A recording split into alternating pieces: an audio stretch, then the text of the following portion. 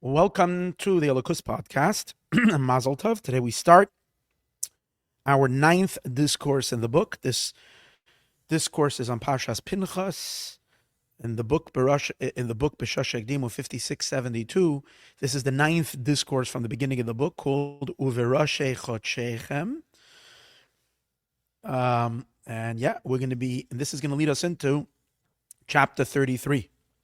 Now, as I mentioned, the first section of the book, of the entire book, which is 3 volumes, which has got an enormous amount of discourses in it, which we're just beginning to scratch the surface. The first 12 discourses make up the first chunk. They're all one theme, one idea he's developing.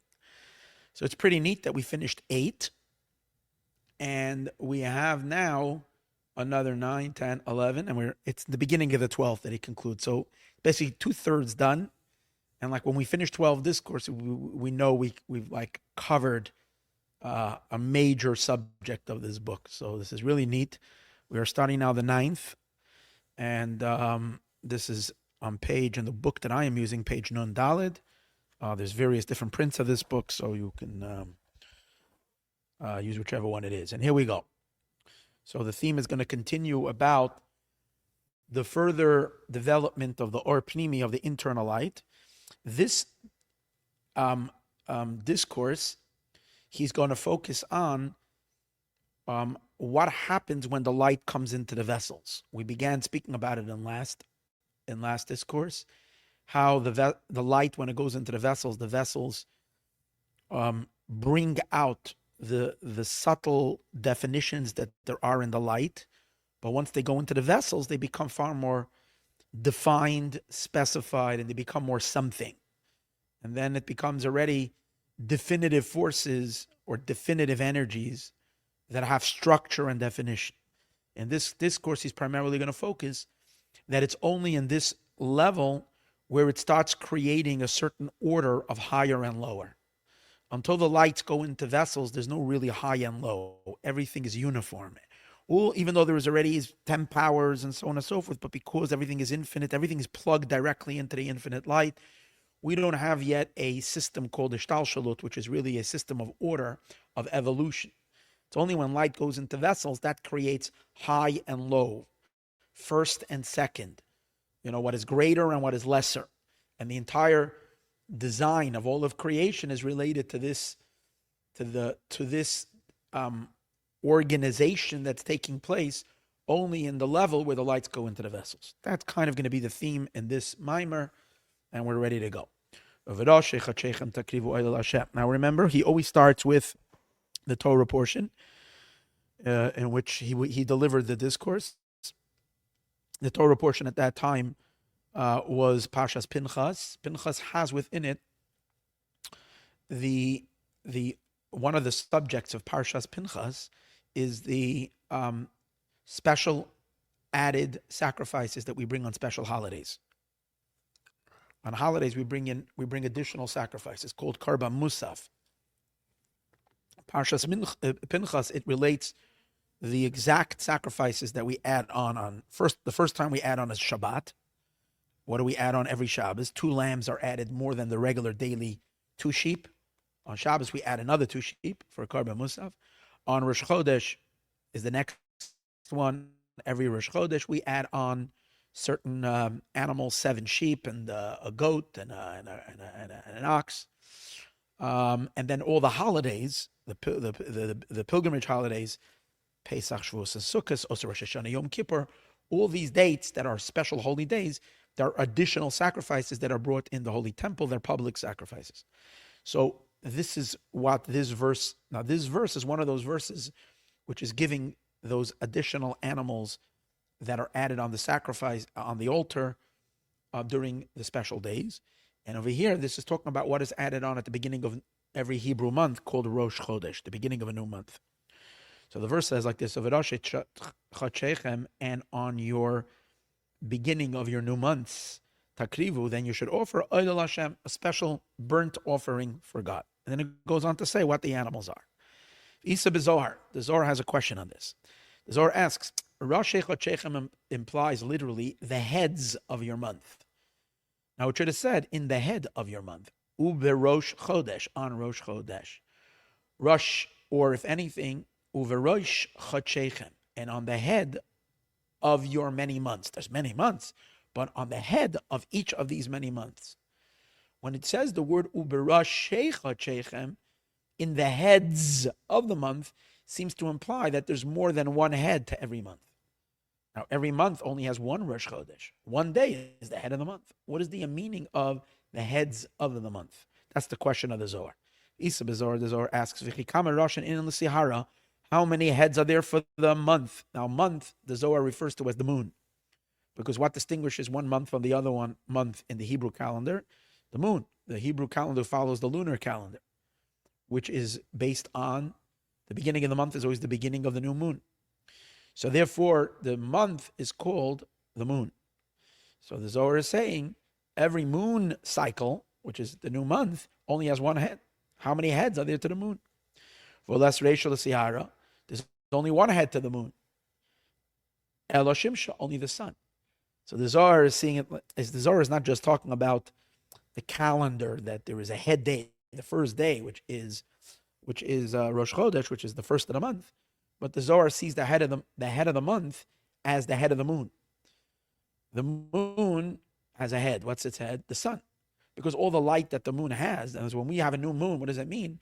The moon is reflecting the light of the sun. And the new month means that it's the first day that the moon is able to reflect sunlight. The moon and the sun are positioned in a way with planet Earth in a way that this is the first day that a reflection of the moon is hitting a sunlight reflection that is bouncing off the moon is hitting the earth, but only from a narrow little thing, and that's the beginning of the month. So spiritually, so what does that mean? That the moon is receiving light from the sun, so the sun is called the head of the moon. If the sun is called the head of the moon, and that's connected also to the first day of the month, because on the first day of the month is when the moon meets its head. The last day of the month, the moon is headless. It doesn't have an influencer. It doesn't have a source. It's like dark in the dark. But on the first day, it connects to its own head, and its head, which is the sun, is shining to the moon. Fine, that's only one head, which is the sun. Why does it say over Rashi, implying two heads? That's the question of the Zohar. For less Reishal L'Sihara Elishimsha, only the sun. The Reishal L'Gaba, this is her head. Now, spiritually, we know that the moon represents the attribute of Malchut, which is the feminine element of God. We spoke about it in the end of last class also, which is the source of energy for the creation. The Shekhinah, the indwelling light of God, the immanence of God within time and space. Now, being that is kind of already separated from the infinite light, it doesn't have any light on its own. That's called the moon. And it needs to receive from the masculine dimension of God, which is the sun. So which are the sphirot, which are higher, which generally is what we call the Ze'er Anpin, the 6 emotions, which is compared to the sun. So it's the Ze'er Anpin is called the head, like the husband is the head of the wife. She's receiving from him, and he's her head. The Yireisha Legaba, he's the head to her. Ukenoida, as it is known, the Sihara, which is the moon, this is already there. This is no more the Zohar. This is the explanation of the Rebbe Rashab, where the author is explaining the Sihara Ubchenas Malchus.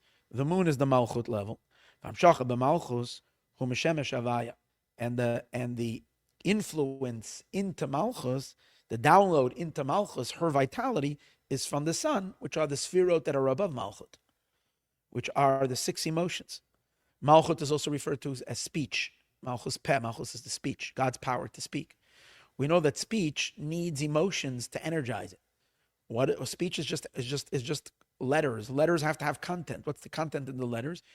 Is usually all speech is driven by some kind of an excitement, by an emotion. You're conveying something you're feeling, and so on and so forth. Sometimes you can convey intelligence also, but usually speech is driven by what a person is into, what a person is experiencing, what their emotions are kind of cooking. And that's the idea that the emotions have to inspire speech. Is from the Shemesh, from the sun. Now, the Malchut is called many times either the name Aleph, Dalet, Nun, Yud, Ado, whatever, or also referred to as Elokim. The male element of the divine, the masculine energies, the emotions, the Sphirot above Malchus are called Havaya, Yud, Ke, Vav, Ke. So that's why the sun is called Shemesh Havaya, the son of Yud Kei Vav Kei of the Tetragrammaton. Bechina Ze'er Anpin, that's the Ze'er Anpin, that's the small face of God, as we explained earlier, is referring to the 6 emotions, the 6 Sefirot.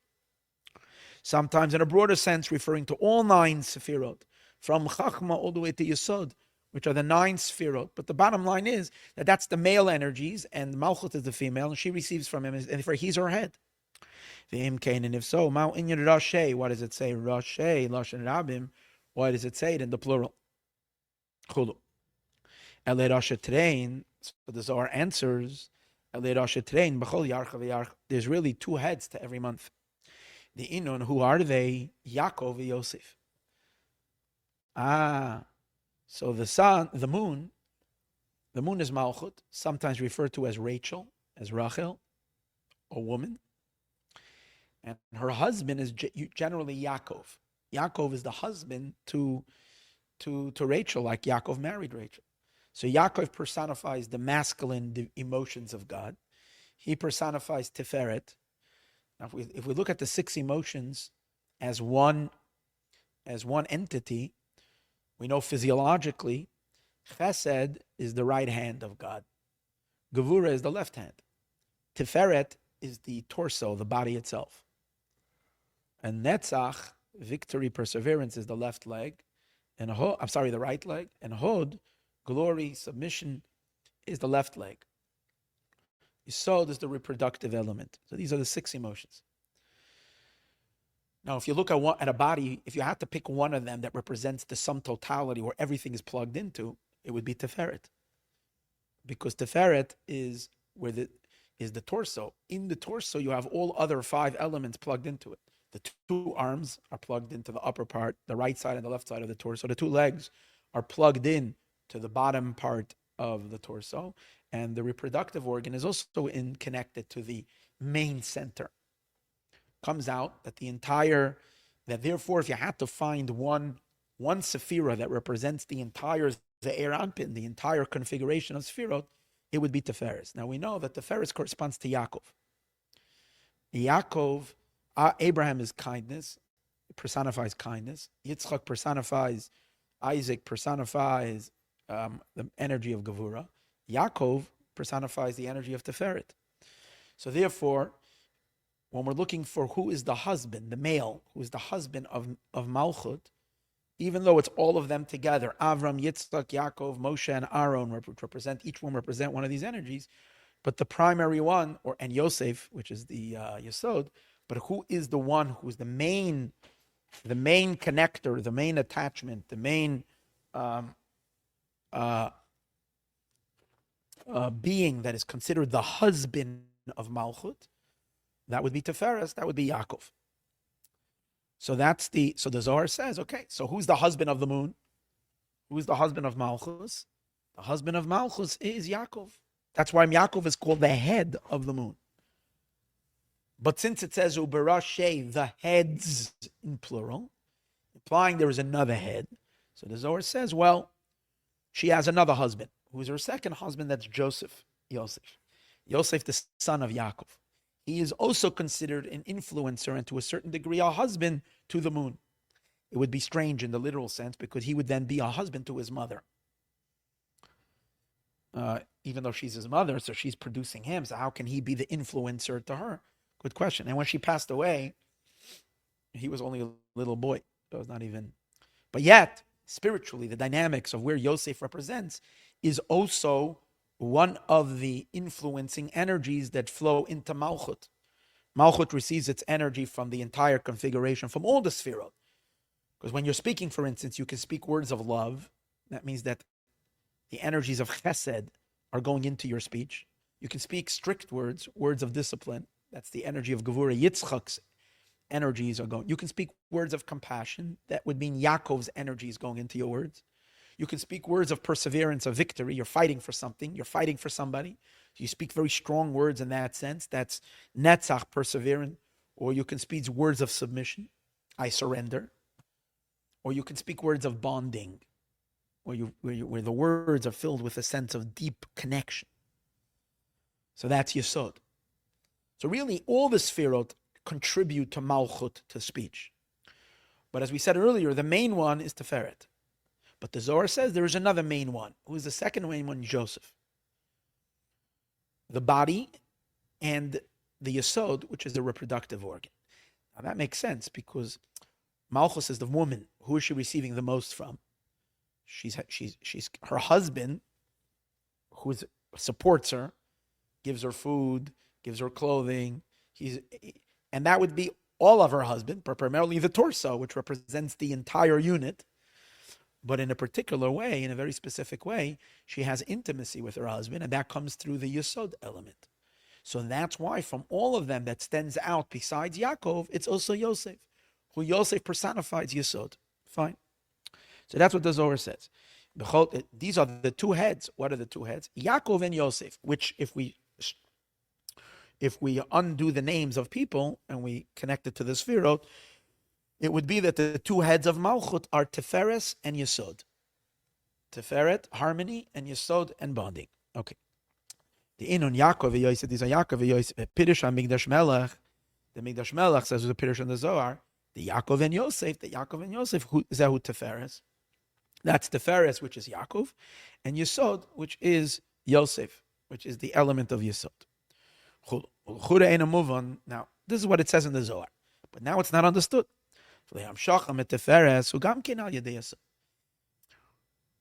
Every influence that's going into Malchut is always going through the Yesod.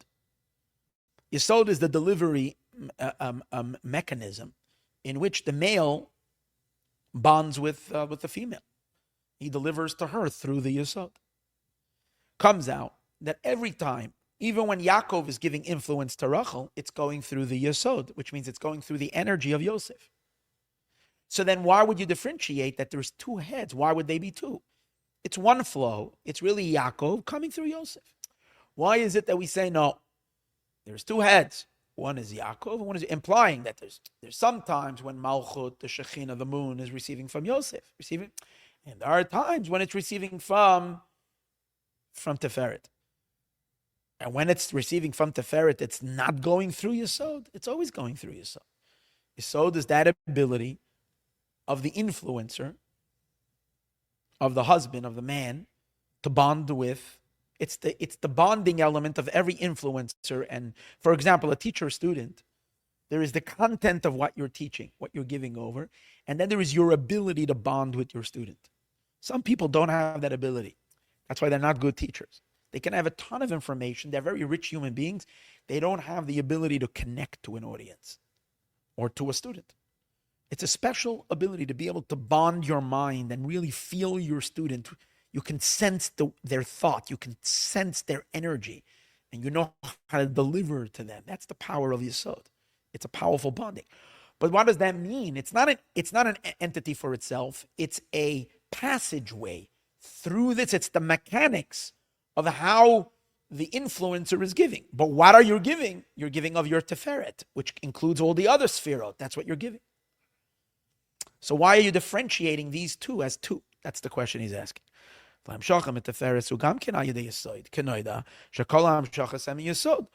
Hamshacha comes from Yesod. And if so, why is Yesod considered a head onto its own? So we go back to the question, and it's really only one. So we go back to the question the Zohar said, how many heads are there? There's only one head.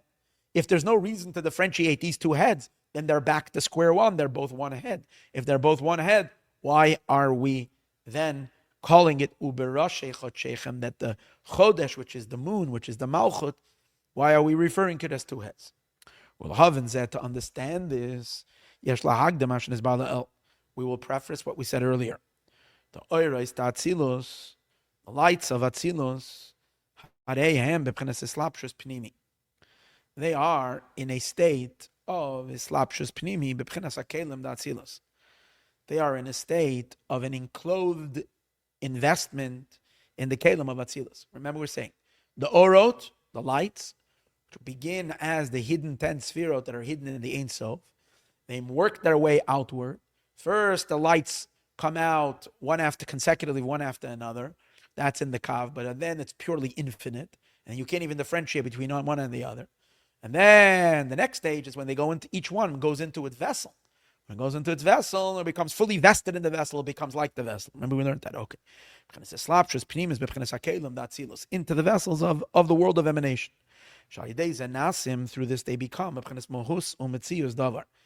Then these lights already take on a certain form. They become something. Earlier, they're still belima, without a substance. But now they become already something. You can say that you can feel this is the energy of kindness. You can define it already. The light becomes the light of wisdom, and the light becomes the light of chesed. It becomes already something. The sibas adavar, and the reason of the matter, and the reason why these lights are able to be so assimilated into the vessels is because the lights, even when they are in their root and in their source, before they are included in the Orient. In other words, if you trace them all the way to their very, very beginning, these lights are already vesselable. Why are they vesselable? Because they're not truly infinite even in their source. Because even if you trace them all the way back to the beginning, this is not the Orient Sof itself.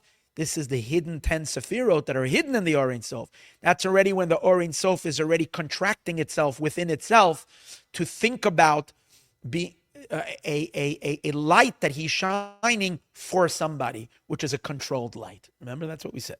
Is Kamoishem Klulim Ba'Orient Sof Lifnei HaTzimtzum, even when they are included in the Orient Sof before the Tzimtzum, Hareyam B'Bchinas Esses Viras. They're already 10 B'Bchinas. They're not literally 10. They are in a B'china. There are something already like of 10 Spheros.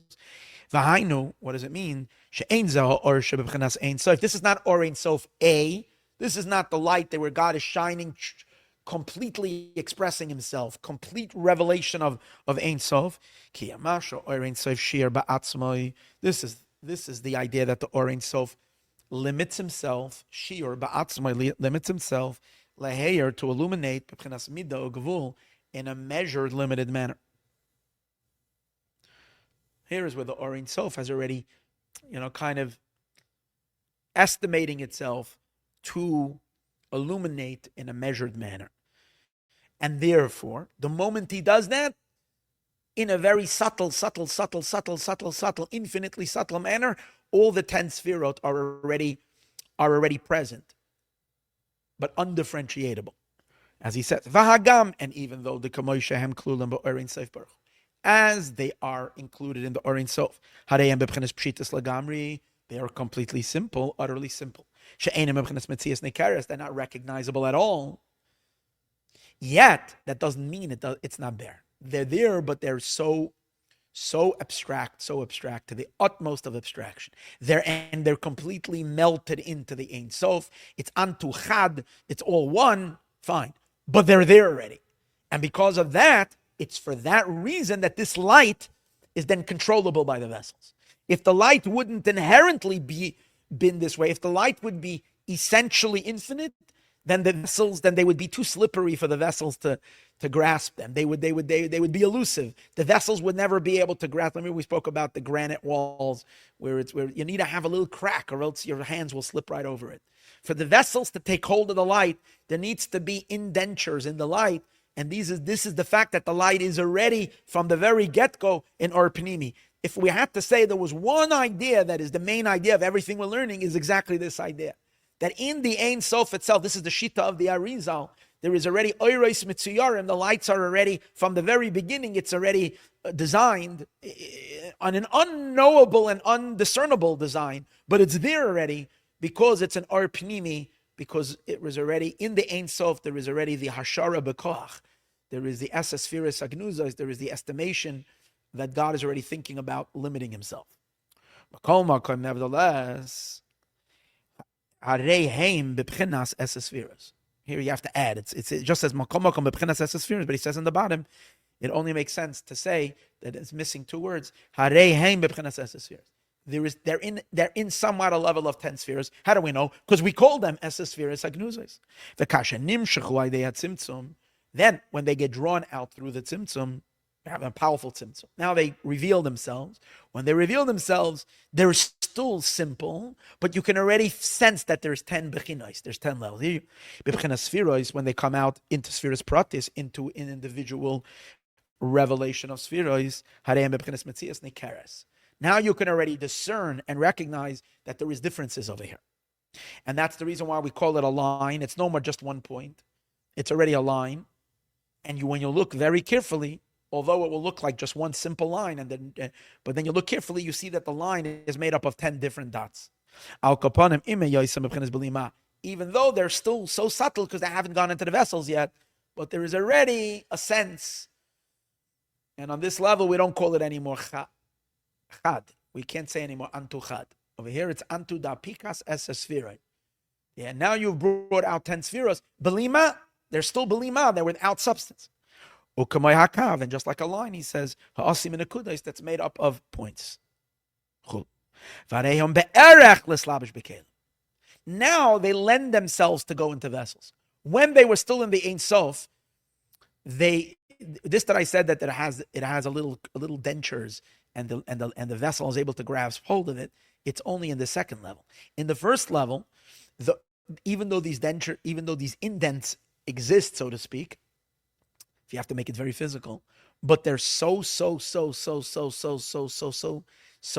insignificant, so unnoticed that they're not yet possible. These lights should go into vessels. The vessels would never be able to take the light before the tzimtzum because the lights are still too high, too removed from any definition. But once they come out already after the tzimtzum, even though they're still simple and we wouldn't scan it when we would scan them, we wouldn't notice that there is differences amongst them. But yet, the vessels do pick up on those slight, and each vessel attracts its particular light, like a magnet. Now they become equivalent to the vessels, to become enclosed in the vessels. And then, once they go into the vessels do a job on them. Once they go into the vessels, nasim, they become kefim or husakelim.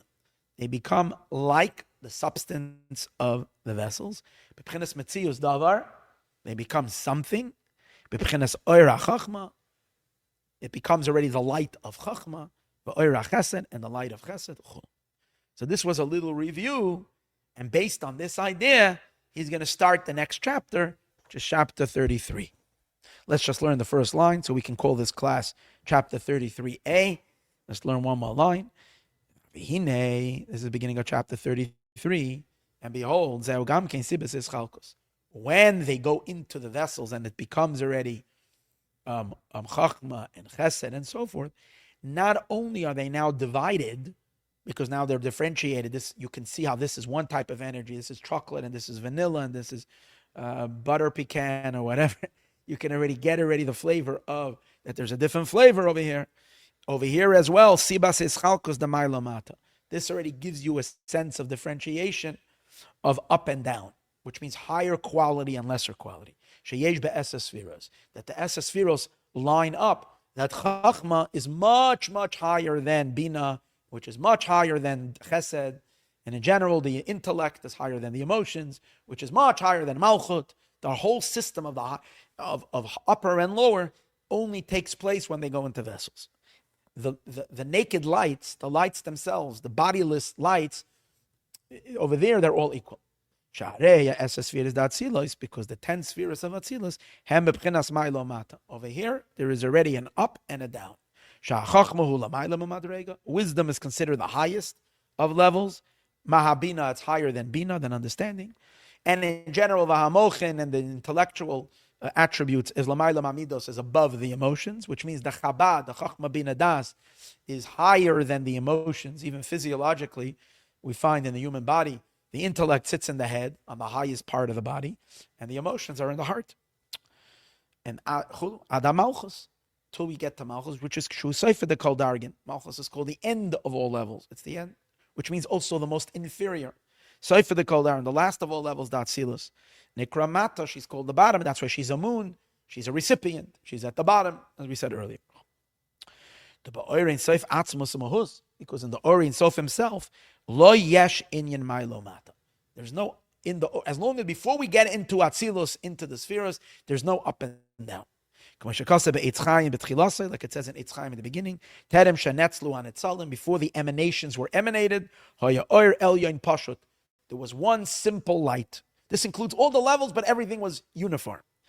There was no up and down. There was no head and there was no feet, meaning no head and no beginning and no end. But once you get into the 10 spheres, then there is a division, of up and down, as we will see. And that is because the light settles in the vessels, and the vessels have this effect. We will leave that, Bezrat Hashem, for next class. Meanwhile, let's see Mashiach today.